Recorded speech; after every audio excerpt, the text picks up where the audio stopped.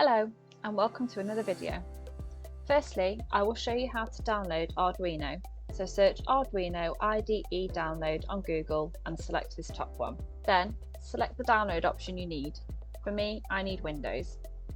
Go through all the steps and wait for the installation to finish.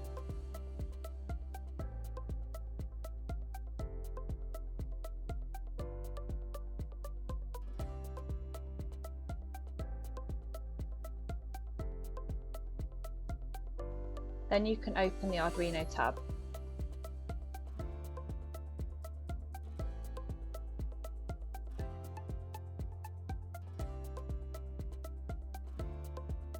Now I will install the ESP32 library. Select Tools, then Board, and finally Board Manager, and search for ESP32 and install.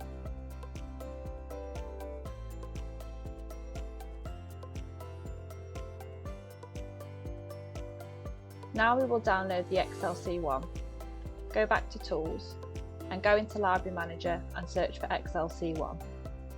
I already have this installed, but you can just install it in the same way as you did with the ESP32. Once this is downloaded, you can go into File, then Examples. You are then looking for the C1 option. Once you find this, you will see all the example options you have. I will show you the Get UID option. Select this and wait for the new Arduino tab to open. Then you can scroll down and select your own pin numbers that you are connected to in the setup. In our example, we selected pins 22 and 23, so this is why we have changed this in the code. Now you can upload this. Now to see the UID, you need to go to Tools again and select Serial Monitor.